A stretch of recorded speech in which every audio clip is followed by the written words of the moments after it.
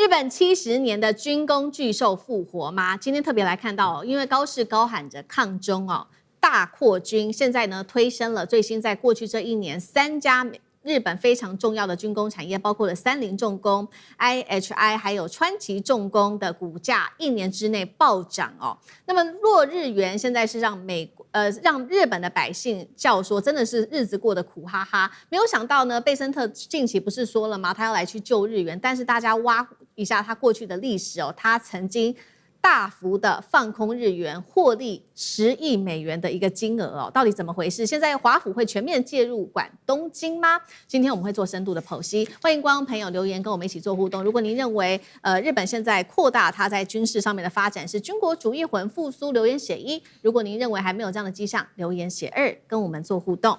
好，现在来看到的是日元现在日本真的是必须要向美国求援的地步了吗？我们在看到的是日元最近不是重贬一直到40年的新低吗？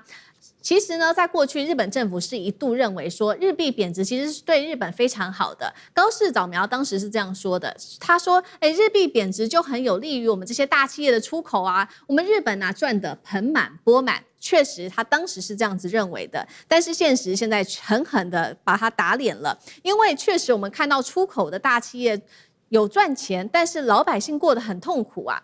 有赚钱的包括了汽车跟机械这些出口的产业的企业受惠，但是我们看到日本最主要它还是依赖进口的能源跟粮食，所以说进口现在因为弱日元的关系，导致民众买东西越来越贵，物价不断的飙升之下，连续4年日本已经进入高通膨的一个状态，导致民众生活压力越来越大了。就在经济的压力之下，日本还是持续的要扩大它在军事领域的发展，并且高市早苗他高喊的就是中国威胁论，扩大对于军事的这个发展。我们来看到几项具体的例证第一个，最新日本公布了2026年版本的防卫白皮书，全文非常多页达到了598页，创下了历史最高的一个记录，并且新版的这白皮书把中国大陆列为是最大的战略挑战，并且显示说其实包括了中国大陆是这个他们最大的威胁之外，他们还说中俄朝的军事联动的风险，甚至是台海的风险一直不断的提升。接下来日本说了要好好的来发展他们的无人机等等新型的战争武器。那么日本的防卫预算呢，也已经来到了新高1.8兆新台币，都是要用在军事上面的发展的。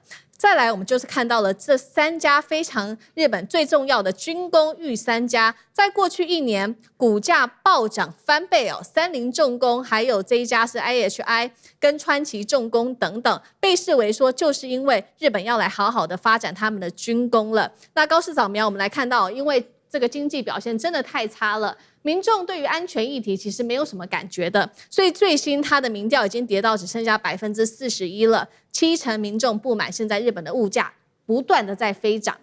所以今天节目一开始先请教干哥怎么看？一边是日元不断的跌物价狂飙，人民吞下了经济上面的代价；一方面我们来看得到军工股不断的狂飙，高市早苗打造的军事强权梦，究竟是守护日本，还是牺牲了民生伟大这些军工的利益呢？干哥怎么看？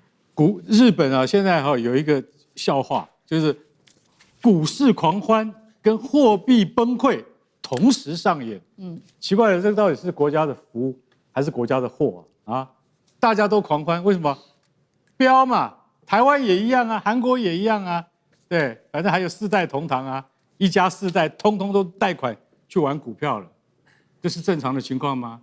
日本也有股市过热的问题，但是高市早苗，你知道吗？他是一个很典型的保守派的政治人物，所以说他的想法，他就说，跟货币下跌对我们是有利的嘛。你看大企业都赚得盆满钵满，对不对？那是大企业啊，你的选票是从大企业来的吗？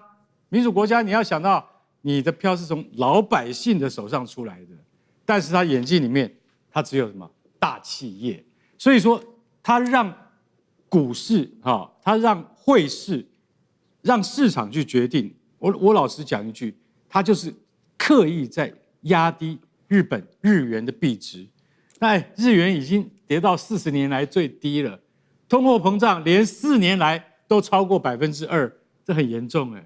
这些我们都丢着不讲。好，小泉进次郎防卫大臣刚刚最新出版2026年日本防卫白皮书，第1章一打开，揭除日本将来6年防卫计划的目的是要怎么样因应中国在东海和南海的扩张。他就直接告诉你这样，他说因为中国的航空母舰以及驱逐舰队，在这些海域的活动有逐步增加的趋势，而日本海上自卫队想不出有什么可行的方法以之对抗。那怎么办呢？那我直接提升防卫预算到1.8亿1.8兆，不是1.8亿，1.8兆新台币。对，到了1.8兆新台币，我可以告诉各位，那就超过 GDP 的2%了。为什么？因为那是川普要求的。那事实上也正好符合高市早苗的心意。为什么？因为他很希望日本在台湾有事的时候，他现在把防卫白皮书里面提到台湾，就认为说，台湾海峡如果出现争端的话，那会直接影响到日本的生命线。所以说，你要把它等同于日本就遭遇到生死交关了。他现在已经越来越明白，就是说我要介入。可是我要怎么介入呢？我要介入的话，那当然还是要我们这些大企业的支持。什么叫大企业？川崎重工，日本第1品牌；三菱重工不用讲了，会做飞机也会做汽车；石川岛薄膜重工，从2次大战就最有名的做飞机引擎跟潜艇引擎，它甚至可以生产一艘真正的核子潜艇给你看。这是日本真正的大企业。而且这些企业所造出来的军武品质，都一向是在世界的前列。大家听过最上级的这个护卫舰吗？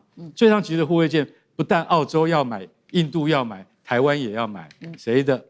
三菱重工。所以现在我跟你讲，防卫白皮书写得很简单，也就是说，在未来几年之内，日本面临前所未有的战略性挑战的时候，在这种情况之下，我们一定要扩大国防预算。问题是，日元一再探底的结果，现在$1已经兑到多少日元了？163.99日元了。这样子对于老百姓的生活直接影响油价，好不好？食品价格一定掉不下来。为什么？因为这就是民生必须嘛。然后高市早苗完全没有把它看在眼里，所以有人说他的任期可能不长了，因为他有一天突然倒戈的话，一定会非常的迅速。因为他现在的情况跟他原先所承诺的事情完全背道而驰，这就是我们现在所看到日本的实况。好，这个是日本现在面临的，不管是经济上面，或者是来自于老百姓政治上面的双重压力。那日本最好的朋友，也就是他们最重要的盟国美国，现在罕见说我要出手了。这一位是美国财长贝森特，他公开表示，因为日元近期不是贬到40年新低吗？他说呢，接下来我要跟日本一起来稳定日元市场，所以呢，被发现他这边在本子上面写了说要买进500到100亿美元的日币。但是有一件事情很讽刺，就是最新今天外媒所做的报道，他说对贝森特现在说他要救日元，但是被挖出来他过去的历史哦，他曾经在索罗斯基金操盘期间大举的放空日元，当时啊贝森特这边的操作下获利高达了10亿美元，等于说他现在的角色从过去大放空日元到现在成为了拯救日币的英雄吗？好，再来不只是贝森特，他这个操作的方式是不是跟美国政府也有点像呢？凡事都是以自己的利益为出发，因为这背后美国是否在考虑要救日元有3大的利益，第一个就是救美债，第二件事情就是逼日本持续的扩军，把他的国防支出从目前的 GDP 2%，是不是可以超过3%呢？并且大幅的购买美国的军事武器，跟美国合作，最后就是确保日本对美的投资能够落地，因为当时日本曾经承诺过美国说，对，我会投资你超过5500亿美元，这内容涵盖了能源制造业跟基础建设等等，所以美国也要确保日本的经济还有金融上面的稳定，是因为这样子吗？那先来请教委员怎么看有关于贝森特这个人物，他从做空日元到拯救日元，是不是跟美国政府的做法也有点类似呢？委员怎么看？我先帮大家介绍一下索罗斯的这个基金公司哦。就是索罗斯基金管理公司，它其实在过去这个国际金融市场上是恶名昭彰的哦。就是长期以来，它就是专门扮演这个空头的秃鹰。它狙击过英镑，狙击过泰铢，狙击过印尼盾，造成过韩国的当年的亚洲金融风暴，通通都是索罗斯这个基金管理公司的这个一手操作出来的哦。那么它只有在毕生战役里头只有一次落败哦，就是当时他要狙击港币，可是他没有想到中国大陆拿了足够的子弹跟他对决哦，所以索罗斯基金管理公司在狙击港币的那一战里头是铩羽而归的。但是我刚才讲到的其他的战役，他都赚得盆满钵满。英镑是在什么时候脱离跟美国挂钩的？就是因为被索罗斯狙击啊。1992年，索罗斯基金管理公司这个结合了他自己本身只出了10亿美元哦，然后他结合了2个政策哦，一个叫做外汇远期合约，另外一个他跟银行签了足够的信用额度，他一口气把当时的10亿美元放大杠杆到100亿，放大了10倍哦。谁在操作的？核心成员就是贝森特啊。贝森特1991年到2000年就在索罗斯基金管理公司工作，当时狙击英镑就有贝森特的影子在里头。贝森特是操盘手之一耶。然后贝森特后来离开了之后，再回到这个索罗斯基金管理公司的时候是2011年到2015年了哦。所以你说贝森特现在跑来救日元，为什么大家觉得这么好笑？就是因为你本来就是一个国际金融市场的秃鹰，你专门就干这种事情，然后你现在居然要扮好人，说你要去救别人。那你说美国为什么要救日本？他当然是为了自己啊。美国要救日本，其实最主要的原因，刚才思明讲了有3个，但是美国这个自私的这种心态啊，他真正最主要要考量的是他的美债。因为如果他今天不出来救日本，日本自己要来，日银要自己进场来护盘，日银会怎么做？日银手上的美元不够，他必须要卖美债，他要卖美债，拿美元买日币进场护盘。所以你看到了日本大概当时是在7月30号吧，他那个时候日银投进了528亿的美金护盘，然后到了7月31号，他再投340亿美金护盘。大家想一想哦，如果日银自己单干这件事情，他就只有一直卖美债，一直卖美债，一直卖美债，会造成什么结果？市场上的美债的供应量太多了，于是美债的殖利率就飙升了，这对美国来说才是最严重的打击。所以你说贝森特跟美国很好心说我来救日本吗？他也没救。你知道他用什么方法救吗？他用了一个根本自己1毛钱都不用出的方法去救了。大家知道在当时疫情期间哦，美国的联准会定了一个机制叫做 FEMA。 这个机制是什么呢？他的意思就是说，如果你这个国家你有美债存在我联准会的纽约银行，你有美债压在我这里，我就让你借，就你临时需要掉头寸的时候，我让你借，最多借600亿美元。7天，我时间给你7天，让你掉头寸，让你在短时间之内不至于有这个资金短缺的问题。当然，最主要他会做这个想法，是因为他怕他们去卖美债嘛。所以你就跟我借就好啦。干嘛卖美债呢？你美债可以继续留在我这里啊。可是这7天呢，他还是收利息的。它的利息比市场上的负买回机制的这个利息还要高的，所以他不是做大善人的，他不是做慈善事业的，他还是有赚人家的利息一手。他今天是用同样的方法在救日元，他跟日本讲，反正你有美债压在我这，那你跟我借好了。所以你想想看，本来日本人政府去卖美债，他也不用付利息，他就卖美债就好了。他现在不得已啊，他现在是要跟 FEMA 机制来借钱，然后最后还要付利息啊。所以你说美国到底真的帮了日本什么？我实在完全看不出来，他所做的一切都是为了他自己而已啊。但是今天美国投进来的子弹够不够？各位知道日本的汇率，日本的这个外汇市场一天的交易额是1.3兆美金，1.3兆美金的额度在里头。那你拿个300亿、500亿、800亿、1000亿。这杯水车薪你要拉得起来很难的。虽然现在人家说，哎呦，现在看起来好像有效果了。废话，市场有预期心理啊。大家都知道，你美国跟日本现在要救，谁会在这个时候进场呢？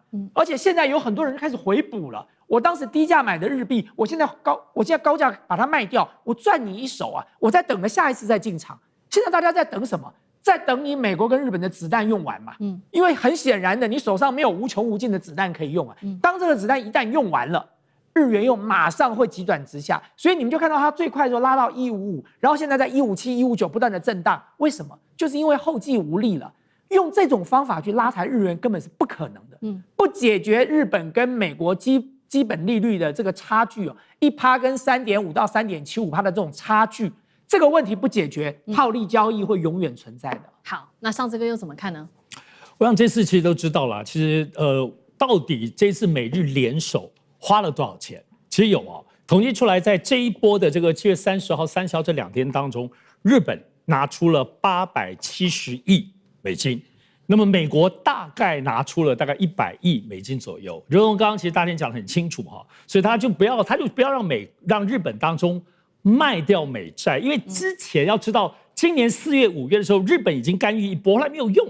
当时日本拿出多少？736亿美金，在4月、5月之后2波来介入，结果介入当中有一点点作用，可立刻又没有了。而这个当中，当时4月、5月就是卖美债所以这里就美国不会让他再卖美债了。而且，其实美国为什么还是要介入因为现在日元的波动开始影响全球的部分，包括美国包括华尔街股市。要知道，现在美国股市当中，科技 AI 类股是整个美国华尔街股市在85%的动能是靠着 AI 类股。如果这当中产生了这个资本当中日元跟美元当中流动的这个影响的话，其实对美国的现在维持的这个经济状况来讲，所以这个稳定性，我觉得贝森特难怪要出手。而且我们看这个，其实美国出口当中还是有点贼，而且我觉得大家要注意几个角度。首先，第一个部分是贝森特就是让路透社拍到，我们看拍到他那个时候 to do， 他后面就是有50到100亿，然后要买日元。你知道这个东西，大家就知道你根本就故意的嘛。因为当你故意的时候，就会让那些预期性的投资套现的部分，美国要介入了，所以大家会开始有点收手，他就省了很多钱了，你知道，就自动了。第二个部分，其实这一次很特殊，它是卖欧元换美元之后再来救日元，所以其实当中没有动到任何，这个蛮聪明的这是超过外界预期。结果但是而且这里头还有个很微妙的地方这不是美国财政部出手，是财政部让 FED 联准会出手。所以这里头有个微妙的地方，就财政部跟现在联准会怎么会这么紧密啊？大家为什么会这么迅速、快速的就来帮日本呢？所以我认为再来我们要注意一件事情是，这次开始美日救了，如同刚刚大千讲的，我认为没什么用。其实现在马上155到20，那马上就这2天回到157点了。所以其实大家还是看是不是投机的力量还是很大。但是我觉得要特别关注中美国跟日本这个紧密度。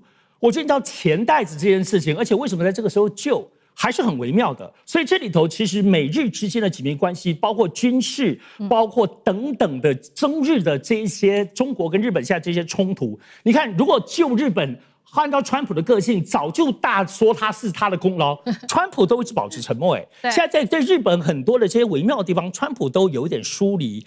这里头是不是背后其实还是？美国还是控制着包括日本的很多的变数以及跟中国之间的关系。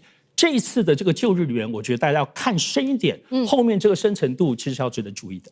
好，谢谢尚志哥。那我们休息一下，马上回来。观众朋友们，我们要开会员频道啦！因应呢美中、中东还有印太的乱局，你看到的是新闻，我们看到的是背后谁在操控这个世界。加入会员可以取得独家视角的通行证，你将优先取得更深的观点判读，包括了核心真相分析、历史脉络拆解、局势推演逻辑。同时解锁会员勋章、优先互动权、问题解析、幕后花絮，支持我们制作高品质的影片。点击下方的加入键，一起成为战友吧！我们会员频道见。